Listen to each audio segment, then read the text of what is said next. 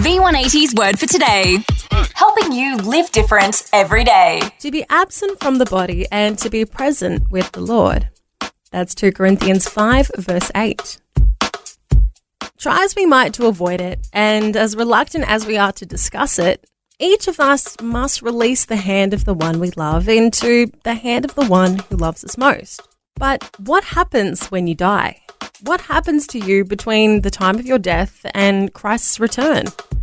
Well, Paul answers it this way from 1 Thessalonians 4:13, but we do not want you to be uninformed, brothers, about those who are asleep, that you may not grieve as others do who have no hope. Scripture is surprisingly quiet about what happens to us in the period between our death and the resurrection of the body. It doesn't give us quite enough information to satisfy our curiosity, but just enough to whet our appetite.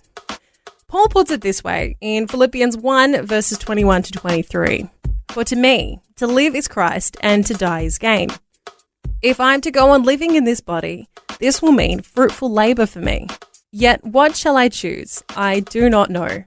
I am torn between the two. I desire to depart and be with Christ, which is better by far. Bible scholar Anthony Hakima says this way. What Paul is saying here is the moment that he departs or dies, that very same moment he will be with Christ. Ultimately, heaven is the greatest healing of all. Your loved ones had pain here, but they'll have no pain there.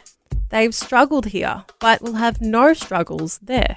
Now, you may wonder why God took them home, but they don't. They now understand. They are, at this very moment, at peace in God's presence. The word for today, as featured in V180 magazine. Subscribe today at v180.org.au. V180. V180.